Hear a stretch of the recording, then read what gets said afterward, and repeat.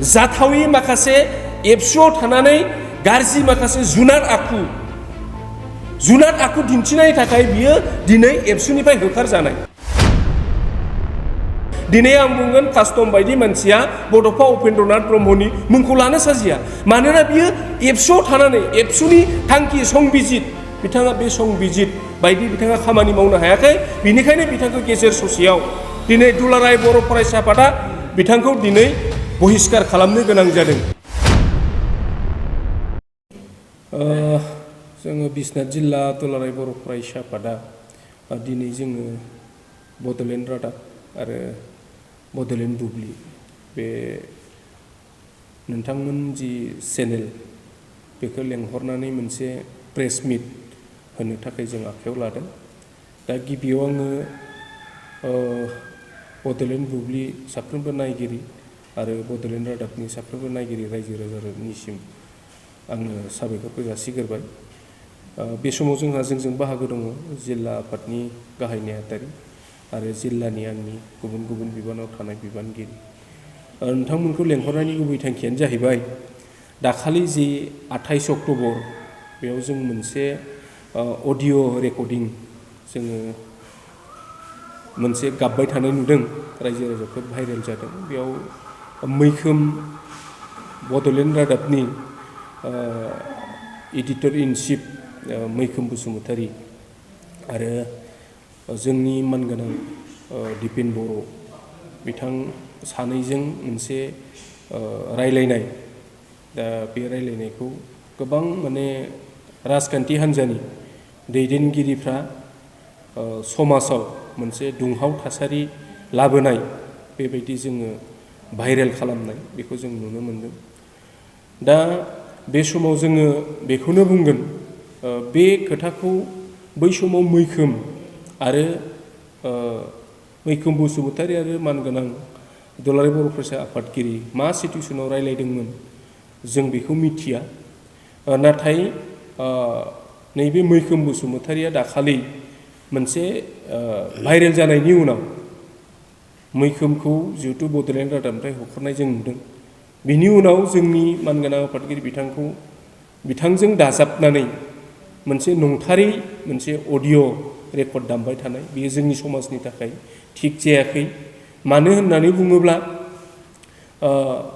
बै समाव जोङो गोसोआव दङ एसे जे जेब्ला जोंनि मोनसे बिटिआर एकर्ड एग्रिमेन्ट जादोंमोन 2020 मायथाइनि 27 जानुवारियाव, बिनि उनाव मोनसे पिस एकर्ड जादों।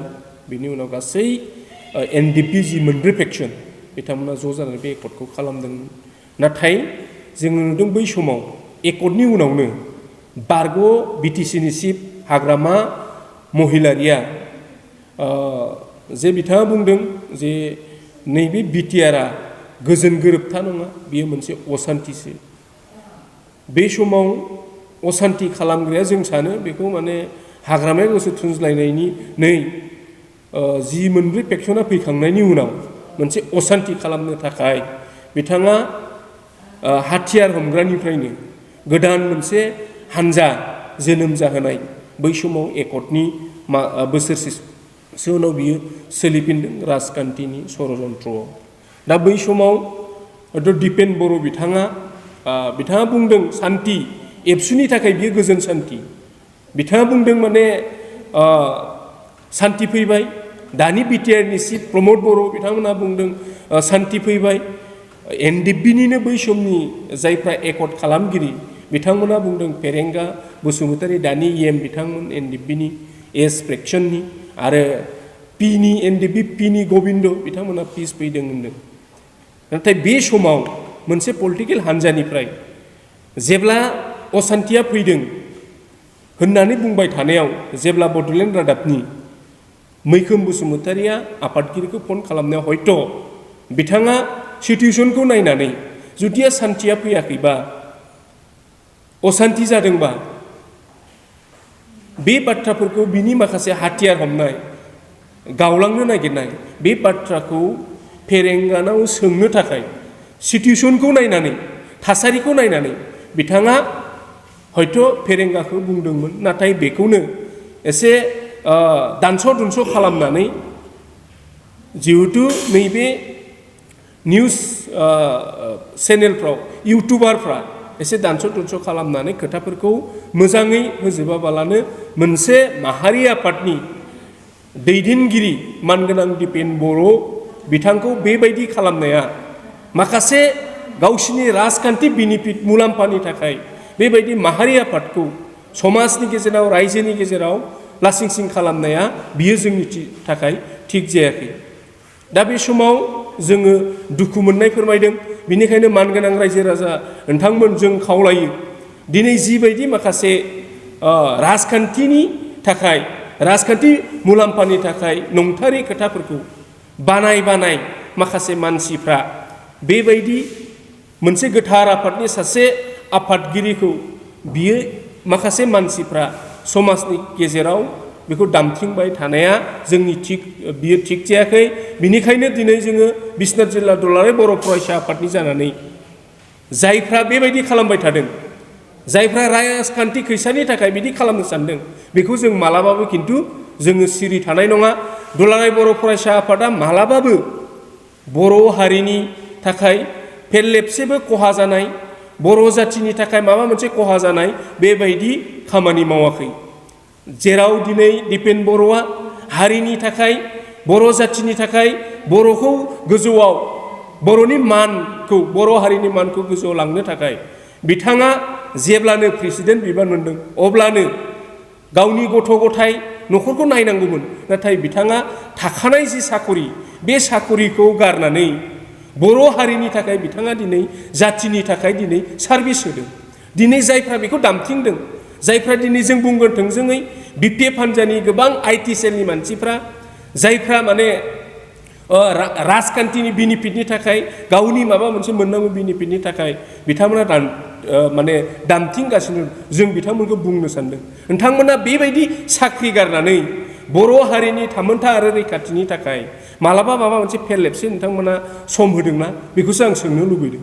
दिनै जोङो नुदों मानगोनां दानि आफादगिरि दिपेन बर'खौ गोबां गाज्रि माने दिपेन बर'आलायनो एबसुआव बिबान लाबाय थायोबा एबसुआ जोबस्रांगोन। जों दिनै बुंगोन दिपेन बर' बायदि साख्रि गारनानै बड'फानि उनाव, बड'फा उपेन्द्रनाथ ब्रह्मनि उनाव सेकेन्ड मानसियानो दानि मानगोनां आफादगिरि दिपेन बर'। बेयाव माने बे खोथा बुंनायखौ जोङो गोबां दुखु मोनदों। आरो बेजोंनो सासे गोबां दायो ओरैबायदि माने मानसि ओंखारदों, जाय बै समाव बिथाङा दुलाराय बर' फरायसा आफादनि बिथाङा लोगो गाहाय नेहाथारिमोन कास्टम बसुमतारी। बिथाङा दाख्लै जोङो बिथांनि गावनि पेजआव जों नुदों, बिथाङा ओरैबायदि बुंदों दिपेन बर'खौ बिथाङा बड'फानि आदर्श, बड'फानि माने माखासे थांखि जि सिमां, बिनि खोथाखौ बिथाङा बुंनो फैदों। बिथाङा दिपेन बर'खौ फोरोंनो फैदों। नाथाय आं बिथांखौ दिनै बुंगोन, जोङो बिश्वनाथ जिल्ला दुलाराय बर' फरायसा आफादनि जानाय जों बिथांखौ बुंगोन, बिथाङा बुंनांगौआ जाहैबाय बिथाङा सासे दुलाराय बर' फरायसा आफादनि बारगा खामानि मावनायनि थाखाय जाथावि माखासे एबसुआव थानानै गाज्रि माखासे जुनार आखु दिन्थिनायनि थाखाय बियो दिनै एबसुनिफ्राय होखारजानाय। दिनै नोङो बेसेबां आदर्शनि खोथा बुंबाय, बिराद आदर्शबाननि खोथा बुंबाय, बड'फानि खोथा बुंबाय। दिनै आं बुंगोन कास्टम बायदि मानसिया बड'फा उपेन्द्रनाथ ब्रह्मनि मुंखौ लानो साजिया। मानोना बियो एबसुआव थानानै एबसुनि थांखि संबिजित, बिथाङा बे संबिजित बायदि बिथाङा खामानि मावनो हायाखै। बिनिखायनो बिथांखौ गेजेर ससेयाव दिनै दुलाराय बर' फरायसा आफादा बिथांखौ दिनै बहिष्कार खालामनो गोनां जादों। नाथाय बेबायदि मानसिया दिनै मानगोनां दानि आफादगिरि दिपेन बर' बिथाङा माने गोबां माने एडभाइस होनो थाखाय बिथाङा खोथा बुङो। नाथाय दिनै बेबायदि कास्टम बायदिनि जि बुंनाय, बे बुंनायखौ मालाबाबो रायजो राजाफ्रा खोनासंनाङा। बे कास्टमा सासे जुनार आखुनि मानसि, बिथाङा खुनु आदर्श गैयै सासे नेता। बिथाङा दा दिनै बियो गावनि माबा मोनसे लाबालाबनि थाखाय बिथाङा बिपिएफ हान्जायाव थानानै दिनै दुलाराय बर' फरायसा आफादखौ रायगासिनो दङ। दिनै बिपिएफआव बिथाङा माबा मोनसे लाइमोन गांखंनि माबा मोनसे बिबान दङ, बिथाङा गोबां बाथ्रा बुंगासिनो दङ। दिनै जों बेखौ खिन्थु मालाबाबो जोङो सैज' खालामनो हानाय नङा।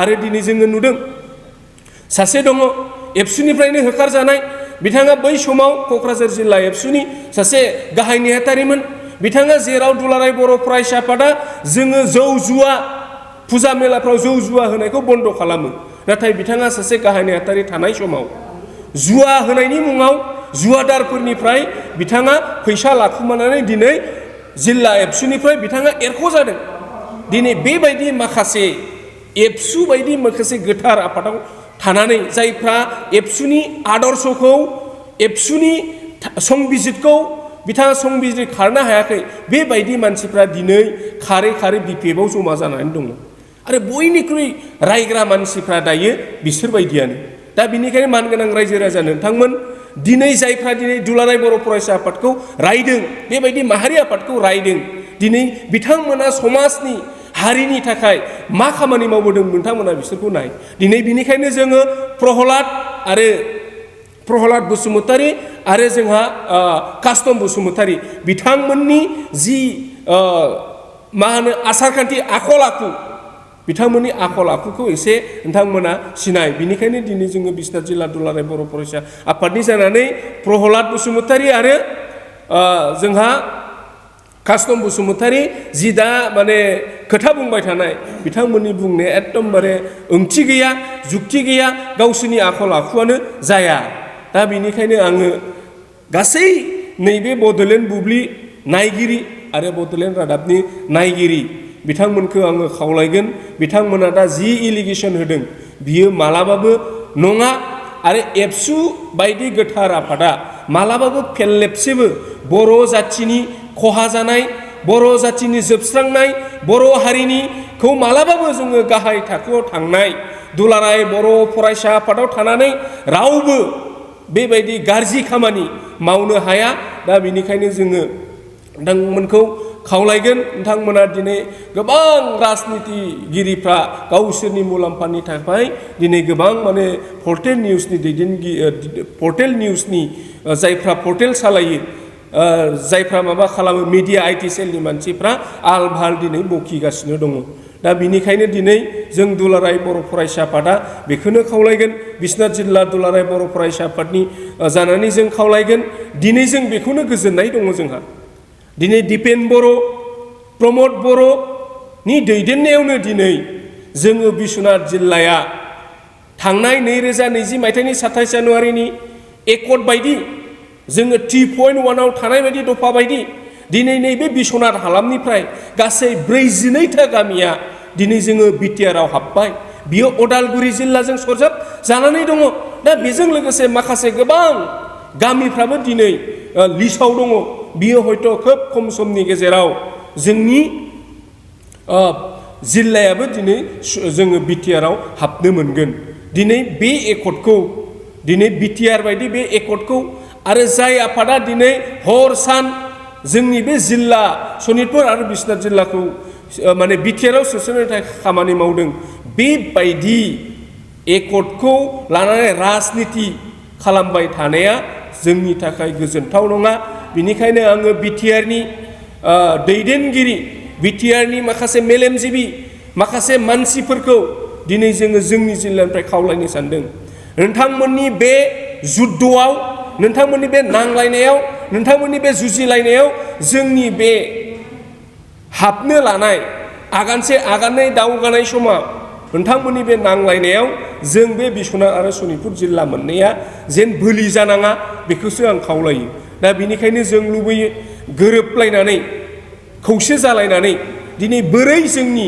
जि आद्रा थानाय खामानि बे आद्रा थानाय खामानिखौ बोरै नोंथांमोना माने मावफुंनायाव जोंखौ मदद होयो दा बेखौ नोंथांमोना मदद होनो थाखाय आङो दिनै बिस्वनाथ जिल्ला दुलाराय बर' फरायसा आफादनि जानानै नोंथांमोननि नैबे बड'लेण्ड बुब्लि आरो बड'लेण्ड रादाबनि गेजेरजों नोंथांमोनखौ आङो गासै